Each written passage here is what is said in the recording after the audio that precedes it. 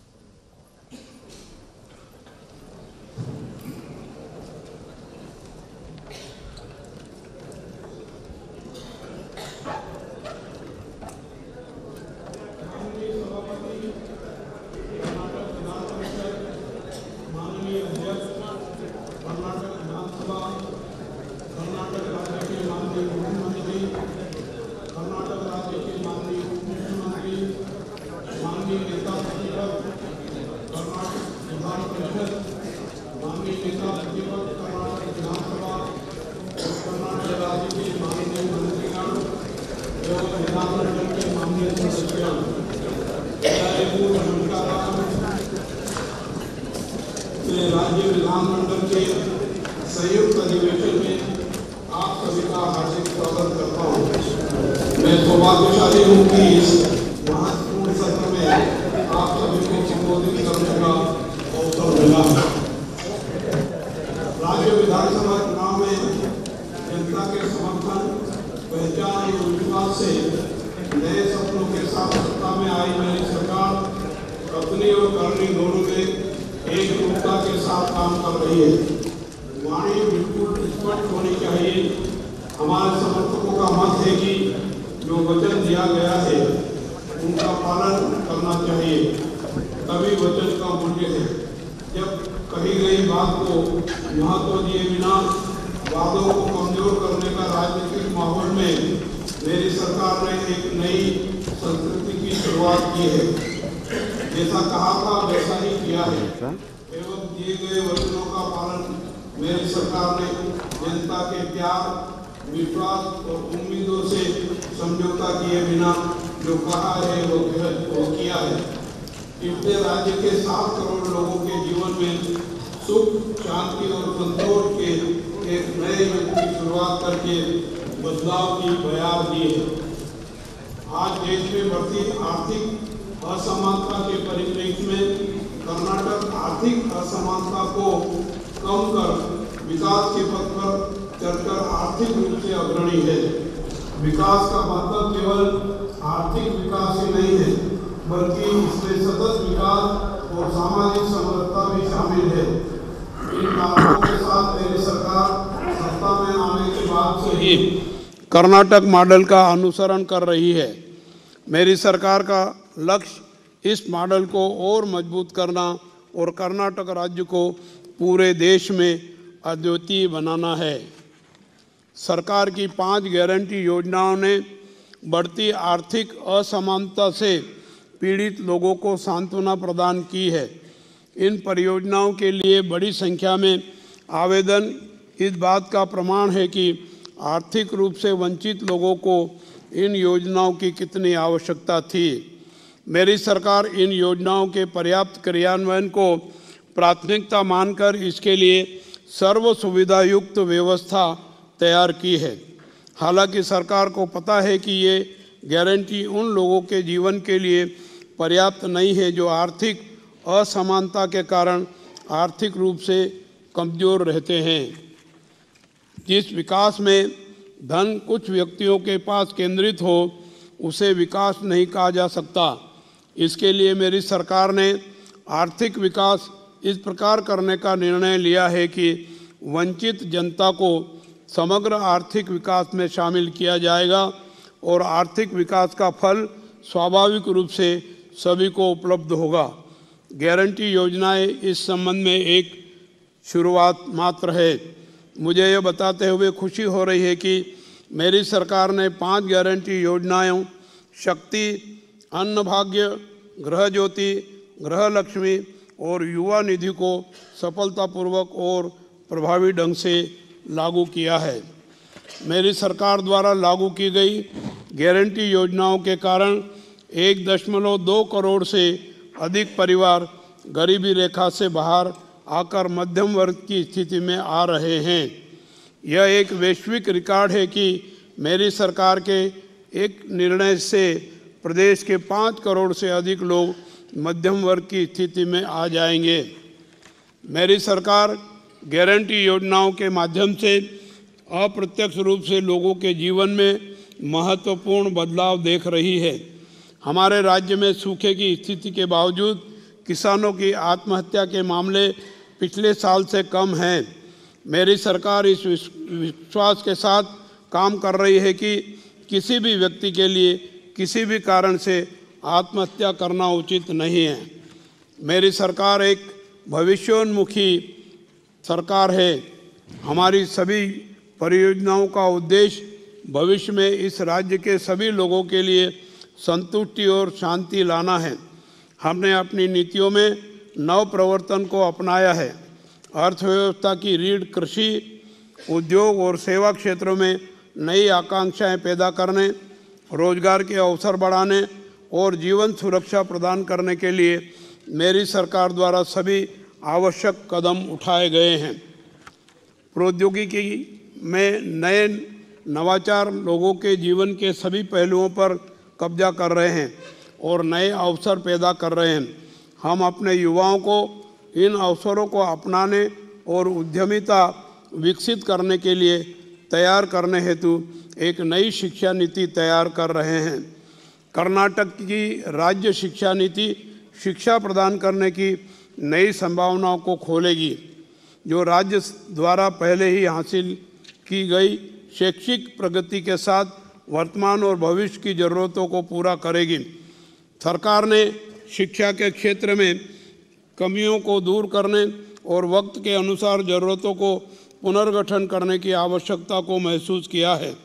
राज्य की शिक्षा नीति इस संबंध में देश को नई दिशा दिखाएगी। जन केंद्रित और विकास समर्थक मेरी सरकार ने अपने गठन के केवल 8 महीने में उल्लेखनीय उपलब्धियां हासिल की है। राष्ट्रकवि श्री कुवेंपु की सर्व जनांगदा शांतिया थोटा की आकांक्षा और राज्य का सर्वांगीण विकास मेरी सरकार का आदर्श वाक्य है। यह जानकर हमें गर्व है कि इन दोनों मिशनों को इस 8 महीने के प्रशासन में प्रभावी ढंग से लागू किया गया है। ये योजनाएं किसी भी जाति, क्षेत्र और धर्म के भेदभाव के बिना, किसी भी मध्यवर्तियों के हस्तक्षेप के बिना सीधे राज्य के सभी प्रकार के पात्र लोगों तक पहुंच रही है। मेरी सरकार द्वारा यूनिवर्सल बेसिक इनकम को बिना शब्दों में कहे अक्षरशः लागू कर रही है, जिससे लोगों को काफ़ी राहत मिल रही है। यह एक सार्वजनिक रिकॉर्ड माना जाता है कि मेरी सरकार ने बहुत कम समय में किसी भ्रम और उलझन के गारंटी योजनाएं लागू की है। देश विदेश की मीडिया ने इसकी सराहना की है। अध्ययन भी किया जा रहा है। इसने सुशासन, पारदर्शी और जनहितैषी व्यवस्था को अपना मूल मंत्र बनाया है। मेरी सरकार ने व्यापार करने में आसानी को न भूलते हुए प्रशासन में आसानी को सर्वोच्च प्राथमिकता दी है। लोक प्रशासन के क्षेत्र में यह अपने में एक क्रांतिकारी कदम है। 11 जून 2023 को महत्वाकांक्षी योजना शक्ति योजना महिलाओं के लिए मुफ्त यात्रा से महिला सशक्तिकरण की दिशा में मेरी सरकार ने एक नया कदम उठाया है। इस योजना से राज्य की 3.5 करोड़ महिलाएं लाभान्वित हो रही है, जिनमें लैंगिक अल्पसंख्यक छात्राएं जाति और धर्म से परे लाभान्वित हो रही है। शक्ति योजना की शुरुआत से अब तक महिलाओं ने 150 करोड़ बार यात्राएं कर इस योजना का लाभ लिया है। राज्य सरकार की महत्वाकांक्षी अन्न भाग्य योजना के तहत राष्ट्रीय खाद्य सुरक्षा अधिनियम के तहत वितरित 5 किलोग्राम खाद्यान्न के साथ अतिरिक्त 5 किलोग्राम खाद्यान्न वितरित किया जाएगा। इस प्रकार प्रत्येक लाभार्थी को 10 किलोग्राम खाद्यान्न वितरित करने के लिए प्रतिबद्ध है।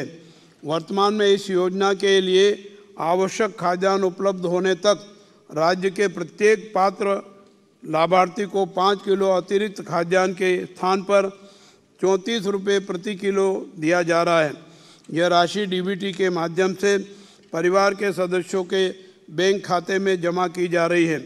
जुलाई 2023 से जनवरी 2024 के अंत तक पात्र उम्मीदवारों को 4,595 करोड़ रुपये हस्तांतरित किए गए हैं।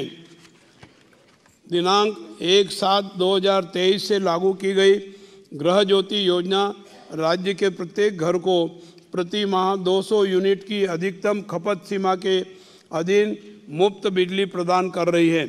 इस योजना से राज्य के 1.60 करोड़ उपभोक्ता लाभान्वित हो रहे हैं। गृहलक्ष्मी योजना के तहत 17,500 करोड़ रुपए का अनुदान आवंटित किया गया है, जो राज्य के प्रत्येक पात्र परिवार की महिला मुखिया को हर महीने 2,000 रुपये प्रदान करता है।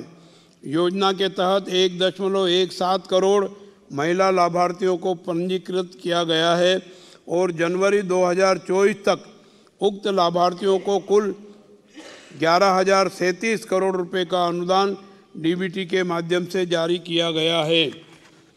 सरकार द्वारा युवा निधि योजना के तहत आदेश जारी किए गए हैं कि वे सभी स्नातक एवं डिप्लोमा धारक जो वर्ष 2022-23 में उत्तीर्ण हुए और 180 दिन पूरे होने के बाद भी रोजगार प्राप्त नहीं कर सके, उन्हें क्रमशः 3,000 रुपये एवं 1,500 रुपये मासिक भत्ता 2 वर्ष की अवधि के लिए या 2 वर्ष के भीतर नियोजित होने तक बेरोजगारी भत्ते के रूप में दिया जाएगा।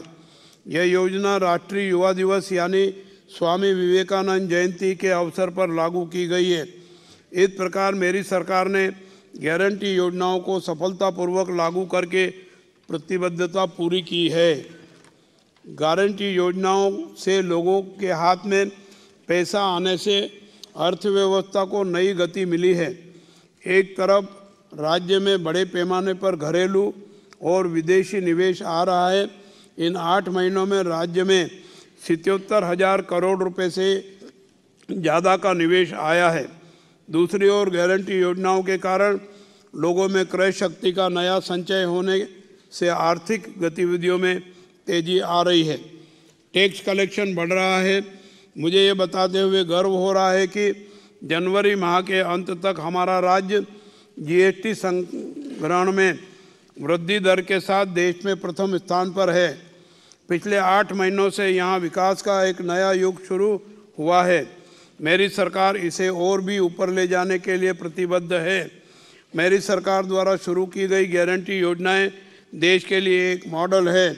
अन्य सरकारें इन योजनाओं को अपनाने की प्रतिस्पर्धा में हैं। राज्य के राजस्व संग्रहण में जोरदार वृद्धि हुई है। जीएसटी कलेक्शन में हम देश में दूसरे स्थान पर हैं। बजट में गारंटी के कार्यान्वयन के लिए प्रावधान किया गया है। वित्त विभाग द्वारा कराए गए अध्ययन से इन योजनाओं के बारे में लोगों की ओर से सकारात्मक प्रभाव और प्रतिक्रिया सामने आई है। मेरी सरकार ने विकास के साथ साथ गारंटी योजनाओं के कार्यान्वयन के मामले में अद्वितीय उपलब्धि हासिल की है। सूखे के बावजूद सड़क, पानी, शिक्षा, स्वास्थ्य, कृषि, रेशम उत्पादन, पशुपालन, उद्योग आदि क्षेत्र में रिकॉर्ड स्तर पर विकास हुआ है। यह रिकॉर्ड की बात है कि हाल के वर्षों में बजट में की गई कुल घोषणाओं में से 97% को अधिसूचित कर क्रियान्वित किया जा चुका है। मेरी सरकार और अधिक जन समर्थक योजनाएं लागू करने के लिए तैयार है। हालांकि विभिन्न स्रोतों से पर्याप्त संसाधन उपलब्ध नहीं हैं।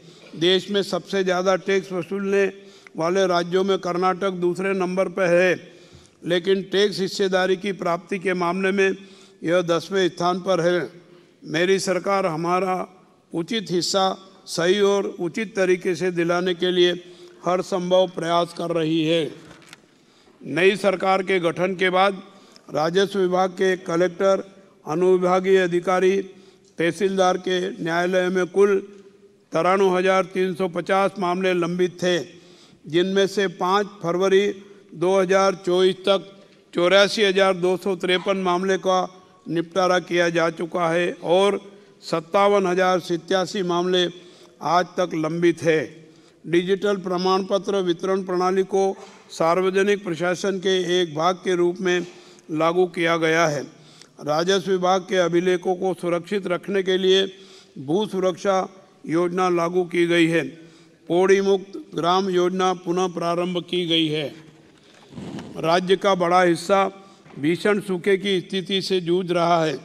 कर्नाटक ने 2023 मानसून के दौरान 240 तालुकों में से 223 तालुकों को सूखाग्रस्त घोषित किया है। उनमें से 196 तालुकों को गंभीर सूखाग्रस्त श्रेणी में वर्गीकृत किया गया है। राज्य सरकार ने पेयजल और चारे की उपलब्धता जैसे तत्काल सूखा राहत उपायों के लिए 31 जिलों को 324 करोड़ रुपए जारी किए हैं। राज्य सरकार ने भारत सरकार के कृषि एवं किसान कल्याण मंत्रालय को खरीफ सूखा राहत से संबंधित ज्ञापन सौंपकर सूखा प्रभावित तालुकों में सूखा राहत उपायों के लिए एनडीआरएफ से 18,171.44 करोड़ रुपए की वित्तीय सहायता मांगी है। अब तक कोई राशि जारी नहीं की गई है, फिर भी राज्य सरकार लोगों की तकलीफों को कम करने के लिए तत्काल सूखा राहत जारी करने के लिए सभी आवश्यक प्रयास कर रही है। सूखे की स्थिति में के मद्देनज़र एनडीआरएफ दिशा निर्देशों के अनुसार मेरी सरकार ने 32.50 लाख सूखा प्रभावित किसानों को फसल क्षति मुआवजे की पहली किस्त के रूप में पात्रता के अनुसार 2,000 रुपये तक 617 करोड़ रुपए की इनपुट सब्सिडी वितरण की है। मुआवजे को लेकर हम इस बार पूरी पारदर्शिता लाए हैं। मेरी सरकार के संज्ञान में आया है कि पिछले वर्षों में दिए गए मुआवजे और इनपुट सब्सिडी में बड़े पैमाने पर गड़बड़ी हुई है। शासन के संज्ञान में ऐसे कई मामले आए हैं कि पात्र किसानों को मुआवजा न देकर अपात्र किसानों को मुआवजा दे दिया गया है। इसके अलावा तुअर दाल फसल में आए नेट रोग से प्रभावित 2,74,637 किसानों के बैंक खातों में 219.70 करोड़ का भुगतान किया गया है। मेरी सरकार ने सूखे नारियल के लिए केंद्र सरकार द्वारा निर्धारित समर्थन मूल्य के अतिरिक्त 1,500 रुपये प्रति क्विंटल देने के लिए कदम उठाया है।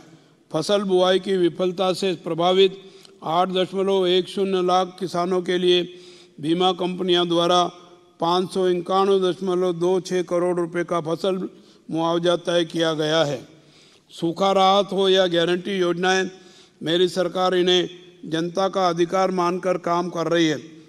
हम हर एक का सत्यापन कर रहे हैं और परिहारा तंत्रांश पोर्टल के माध्यम से सीधे किसानों के खातों में जमा कर रहे हैं। पेयजल चारे की उपलब्धता सुनिश्चित करने जैसे तत्काल सूखा राहत उपायों की निगरानी के लिए विधायकों की अध्यक्षता में तालुक स्तरीय टास्क फोर्स समितियों का गठन किया गया है। जनवरी के अंत तक सूखे को लेकर विधायकों की अध्यक्षता में 394 टास्क फोर्स की बैठक आयोजित की गई है। 226 जिला आपदा प्रबंधन प्राधिकरण की बैठकें हो चुकी है। यह जानकारी कहती है कि मेरी सरकार लोगों की तकलीफें दूर करने के लिए प्रतिबद्ध है। कर्नाटक को प्राकृतिक और सांस्कृतिक रूप से एक राज्य अनेक दुनिया, वन स्टेट मैनी वर्ल्ड के नाम से जाना जाता है। इस भव्य भूमि में खूबसूरत समुद्र तट, सुरम्य सह्याद्री पर्वतमाला, मैदानी इलाकों में ऐतिहासिक स्थान, कई नदियों का प्रवाह, सोने जैसी विशाल मात्रा में खनिज संपदा मौजूद है। यहाँ कृषि, वन विधा, वन्य जीव संपदा सहित विविधता का विशाल स्तर मौजूद है। हमारा राज्य इनसे चकाचौंध है। इस राज्य का नाम कर्नाटक सूखे रखे हुए 50 वर्ष हो गए हैं। 1 नवंबर 1973 को मैसूर राज्य का नाम बदलकर कर्नाटक कर दिया गया। उसी की याद में इस साल कर्नाटक संभ्रम 50 मनाया जा रहा है। कन्नड़ भाषा का अस्तित्व और विकास हमारे जीवन और मृत्यु का विषय है। हम अपनी भाषा और संस्कृति पर कोई भी हमला बर्दाश्त नहीं करेंगे। मेरी सरकार किसी भी कीमत पर हमारी मातृभाषा और बसवन्ना, कुवेंपु आदि द्वारा समर्थित कर्नाटक संस्कृति को संरक्षित और विकसित करने के लिए प्रतिबद्ध हैं। कन्नड़ भाषा के समग्र विकास के लिए कन्नड़ भाषा व्यापक विकास अधिनियम 2022 बनाया गया है और इसे शीघ्र ही लागू किया जाएगा। लोगों के हित के लिए हमने निर्णय लिया है और कानून बनाया है कि 60% नेम प्लेट कन्नड़ में होनी चाहिए और इसे लागू करने के लिए कदम उठाए गए हैं। वर्ष 2023-24 के दौरान महात्मा गांधी राष्ट्रीय ग्रामीण रोजगार गारंटी योजना के तहत 27.87 लाख परिवारों के 50.22 लाख लोगों को रोजगार उपलब्ध कराया गया है और दिसंबर 2023 के अंत तक 3,350.85 करोड़ रुपए की मजदूरी राशि का भुगतान किया गया है और नरेगा कार्यों के कार्यान्वयन पर कुल 4,981.98 करोड़ रुपए का व्यय किया गया है। सूखे के मद्देनजर केंद्र सरकार से नरेगा योजना के तहत 100 दिनों के बजाय 150 दिनों के लिए रोजगार की गारंटी देने का आग्रह किया गया है और मेरी सरकार इसके कार्यान्वयन की उम्मीद कर रही है। मेरी सरकार की योजना राज्य के ग्रामीण क्षेत्रों में पेयजल आपूर्ति के लिए जल जीवन मिशन के माध्यम से 2024 तक ग्रामीण क्षेत्रों के सभी घरों में नल जल कनेक्शन उपलब्ध कराने की है। प्रधानमंत्री ग्राम सड़क योजना के अंतर्गत 825 करोड़ रुपए की लागत से 780 किलोमीटर लंबी सड़कें विकसित करने का इरादा है। अब तक 214.170 किलोमीटर लंबी सड़क का काम पूरा हो चुका है और 206.80 करोड़ रुपए का भुगतान किया जा चुका है। 2023-24 के दौरान SC, SP, TSP के तहत अनुसूचित जाति और अनुसूचित जनजाति के व्यापक विकास के लिए 35,000 580.38 करोड़ रुपए आवंटित किए जा चुके हैं तथा पर्याप्त योजनाओं के माध्यम से कार्यान्वित किए जा रहे हैं। वर्ष 2023-24 में किराए के भवनों में चल रहे KREIS स्कूलों और SC/ST छात्रावासों के लिए स्वयं के भवन बनाने के लिए 960 करोड़ रुपए आवंटित किए गए हैं। समाज कल्याण विभाग के 23 नवीन छात्रावास भवनों एवं 23 KREIS विद्यालयों का निर्माण कार्य पूर्ण हो चुका है। मुख्यमंत्री कौशल्या कर्नाटक योजना के तहत 75,299 उम्मीदवारों को प्रशिक्षित किया गया है और 11,599 उम्मीदवारों को नौकरी दी गई है। बृहद बेंगलुरु महानगर पालिका के भीतर यातायात की भीड़ को कम करने के लिए टनल रोड का निर्माण प्रस्तावित है। फिलहाल सुरंग के निर्माण पर प्रगति रिपोर्ट तैयार की जा रही है। बेंगलुरु मेट्रो चरण 2 रीच 5 नई लाइन रागीगुड्डा से सेंट्रल सिल्क बोर्ड तक 19.15 किलोमीटर लंबी डबल डेकर मॉडल के तहत 3.3 किलोमीटर लंबाई के 16 स्टेशनों के साथ वर्तमान में 98% हासिल की गई है और जुलाई 2024 तक खोलने की योजना है। बेंगलुरु मेट्रो रेल परियोजना चरण 2A सेंट्रल सिल्क बोर्ड से कृष्णराजपुर तक 19.75 किलोमीटर और चरण 2B कृष्णराजपुर से केम्पेगौड़ा अंतर्राष्ट्रीय 3 किलोमीटर लंबाई के 16 स्टेशनों के साथ वर्तमान में 98% हासिल की गई है और जुलाई 2024 तक खोलने की योजना है। बेंगलुरु मेट्रो रेल परियोजना चरण 2A सेंट्रल सिल्क बोर्ड से कृष्णराजपुर तक 19.75 किलोमीटर और चरण 2B कृष्णराजपुर से केम्पेगौड़ा अंतर्राष्ट्रीय हवाई अड्डे तक का काम प्रगति पर है और इसे जून 2026 तक पूरा करने की योजना है। कावेरी जल आपूर्ति चरण 5 परियोजना बृहद बेंगलोर नगर निगम में शामिल 110 गांव क्षेत्रों में 775 MLD अतिरिक्त पेयजल की आपूर्ति करने की परियोजना मार्च 2024 में लागू करने का इरादा है। मेरी सरकार शक्ति योजना के कुशल क्रियान्वयन के साथ साथ राज्य परिवहन के लिए नई बसें खरीदकर उन्हें सार्वजनिक परिवहन के लिए उपलब्ध करा रही है। पिछले कुछ सालों से सरकारों ने एक भी नई बस नहीं दी, एक भी पद नहीं भरा, लेकिन केवल 8 महीने में मेरी सरकार ने 1150 नई बसें खरीदकर विभिन्न परिवहन निगमों को उपलब्ध कराई और 1550 से अधिक रिक्त स्थान भरकर उन्हें लोगों की सेवा में तैनात किया।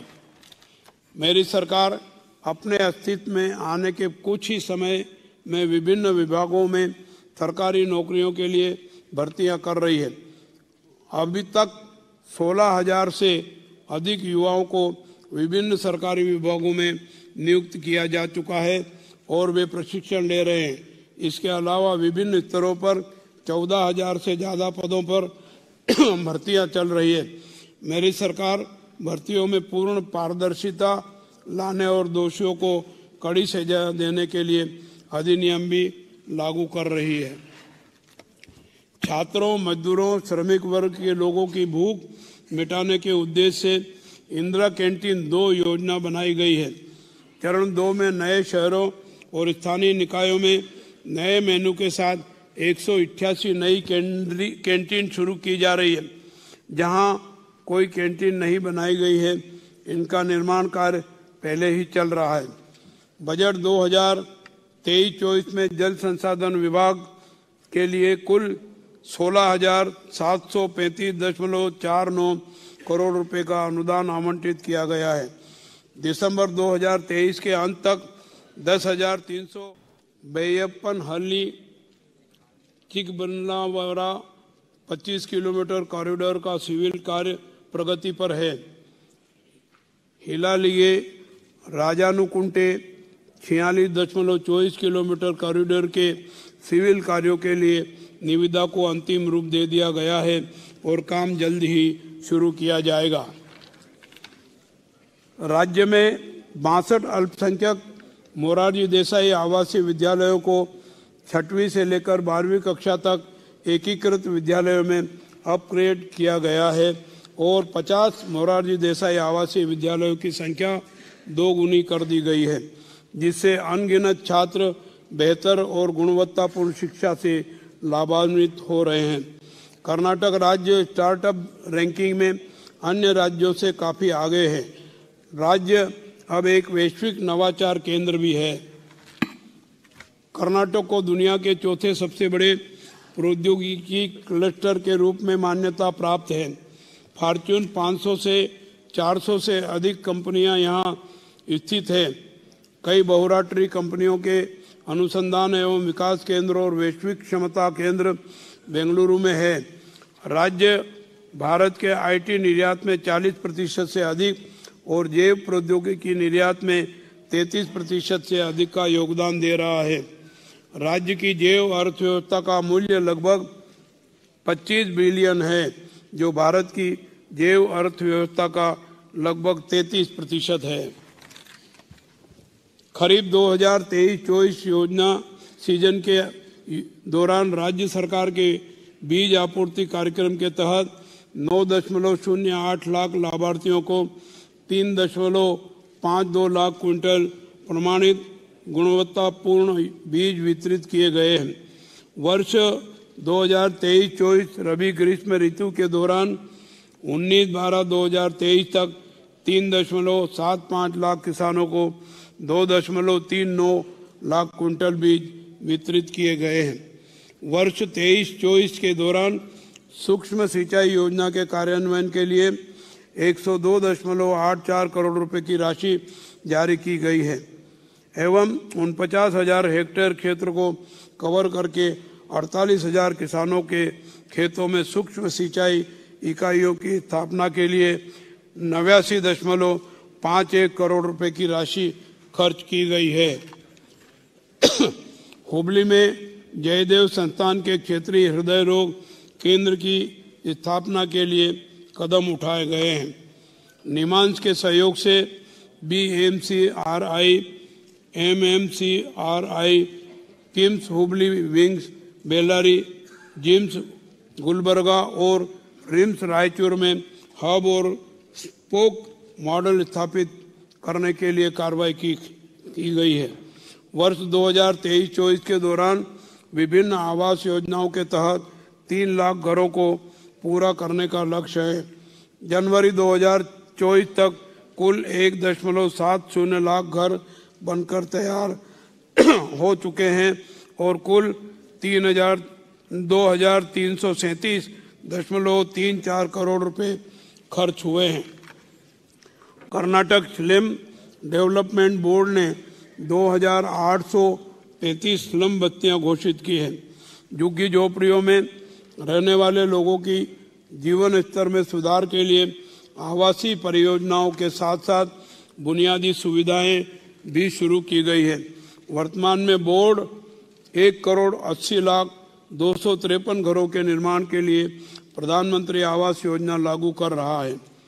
कल्याण कर्नाटक बोर्ड विकास बोर्ड में वर्ष 2023-24 के दौरान बोर्ड को 3,000 करोड़ रुपए प्रदान किए गए हैं।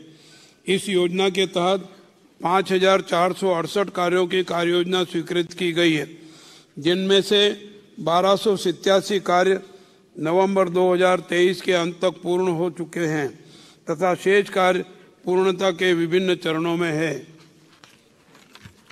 वर्ष 2023-24 के लिए अनुसूचित जनजाति कल्याण विभाग को 1,611.05 करोड़ रुपए आवंटित किए गए हैं। इस विभाग के अंतर्गत 134 पोस्ट मैट्रिक छात्रावास और 119 आश्रम विद्यालयों सहित कुल 389 संस्थान संचालित हैं। राज्य और केंद्रीय योजनाओं के तहत प्री मैट्रिक, मैट्रिक और पोस्ट मैट्रिक पाठ्यक्रमों में पहले प्रयास में उत्तीर्ण होने वाले अनुसूचित जनजाति के छात्रों को प्रोत्साहन छात्रवृत्ति दी जाती है। EFIR, e challan, feedback system, social media monitoring cell, सभी पुलिस स्टेशनों में साइबर क्राइम सेल, प्रमुख डिस्प्ले बोर्ड, ई-बीट जैसे नए उपाय लागू किए गए हैं। राज्य में 10,84,794 अंत्योदय अन्न योजना AAY राशन कार्डों में से 44,03,651 लाभार्थियों और 1,16,69,242 प्राथमिकता हाउस होल्ड राशन कार्डों में से 3,94,30,492 लाभार्थियों को खाद्यान्न वितरित किया गया है। कुल 1,27,54,036 अंत्योदय अन्न योजना एवं priority house hold ration card उपलब्ध हैं, जिनमें कुल 4,38,34,143 लाभार्थियों को खाद्य सुरक्षा प्रदान की गई है।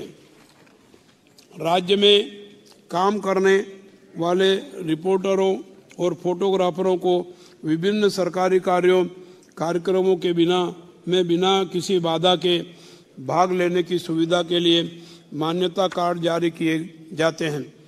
विभाग ने इन पत्रकारों को KSRTC बसों में राज्य भर में मुफ्त यात्रा के लिए स्मार्ट कार्ड जारी किए हैं। विभाग द्वारा कन्नड़ मीडिया के पत्रकारों को हर साल TSR मेमोरियल पत्रकारिता पुरस्कार, मोहरे हनुमंतराय पत्रकारिता पुरस्कार, विकास पत्रकारिता पुरस्कार और पर्यावरण पत्रकारिता पुरस्कार दिया जा रहा है। संकटग्रस्त सेवानिवृत्त पत्रकारों को 12,000 रुपये और मृत लाभार्थी की पत्नी या पति को 6,000 रुपये की मासिक सहायता राशि दी जा रही है। एनीमिया मुक्त पौष्टिका कर्नाटक योजना पिछले साल आंगनवाड़ियों, स्कूलों, कॉलेजों में सभी बच्चों की जांच के साथ साथ गर्भवती महिलाओं, प्रसवोत्तर माताओं और प्रजनन आयु वर्ग की महिलाओं की हेमोग्लोबिन की जांच करने के उद्देश्य से शुरू की गई थी। योजना के तहत 10 लाख से अधिक व्यक्तियों की जांच की जा चुकी है। एनीमिया से पीड़ित लोगों का उचित उपचार शुरू किया जा रहा है। पहली बार सभी के लिए मुफ्त डायलिसिस सेवाओं के हिस्से के रूप में एकल उपयोग डायलिसिस की शुरुआत की गई है। यह कार्यक्रम अब 168 केंद्रों से बढ़कर 219 केंद्रों तक पहुंच गया है, जिसमें 800 इकाइयां सालाना 7.2 लाख डायलिसिस चक्र प्रदान करती है। हृदय संबंधी आपात स्थितियों के प्रबंधन के लिए श्री जयदेव हार्ट इंस्टीट्यूट के समन्वय से 15 जिलों में एक कार्यक्रम शुरू किया गया है। इसके तहत अप्रैल से दिसंबर तक 1,01,340 ECG लिए गए हैं, जिनमें से 1,550 हृदय रोगियों का तृतीयक स्तर पर जयदेव अस्पताल में इलाज किया गया है। हमारी सरकार जमीनी स्तर पर उच्च गुणवत्ता वाली प्राथमिक स्वास्थ्य देखभाल उपलब्ध करने के लिए प्रयास करती रहेगी। हब स्पोक मॉडल के माध्यम से विशेषज्ञ सेवाओं का प्रावधान और स्वास्थ्य क्षेत्र में निजी संस्थाओं की सक्रिय भागीदारी को और मजबूत किया जाएगा। पिछड़ा वर्ग विभाग द्वारा 2,635 छात्रावास, आश्रम विद्यालय और मोरारजी देसाई आवासीय विद्यालय संचालित किए जा रहे हैं। इन संस्थानों में कुल 2,29,461 छात्रों को प्रवेश दिया जाता है। कर्नाटक सरकार युवाओं और खिलाड़ियों के लिए सर्वांगीण विकास के लिए कई कार्यक्रम आयोजित कर रही है।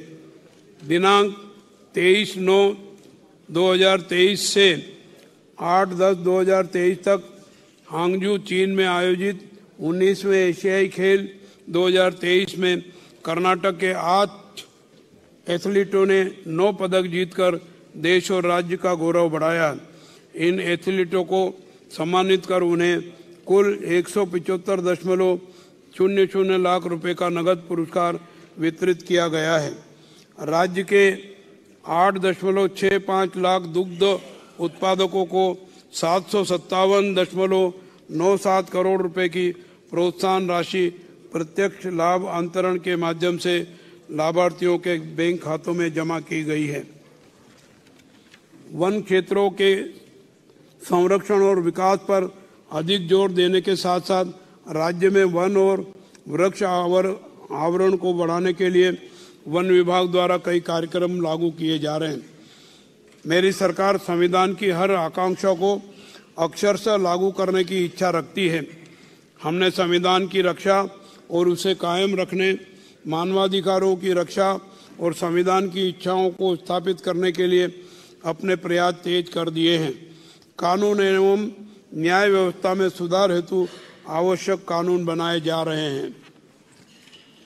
भारत के संविधान के अनुच्छेद 39A के तहत समान न्याय और मुफ्त कानूनी सहायता के संबंध में राज्य के ग्रामीण लोगों के दरवाजे तक न्याय पहुंचाने की महत्वाकांक्षा के हिस्से के रूप में पहुंच सुनिश्चित करने के लिए राज्य में कानूनी प्रणाली का रखरखाव सुनिश्चित करना एवं समान अवसर के आधार पर न्याय देने, न्याय प्रणाली को गरीबों, ग्रामीणों क्षेत्र लोगों के दरवाजे तक ले जाने की पहल के रूप में राज्य में 100 नए ग्राम न्यायालय स्थापित करने का मेरी सरकार ने सैद्धांतिक निर्णय लिया है। हमारे संविधान के अनुसार चुनाव में धर्म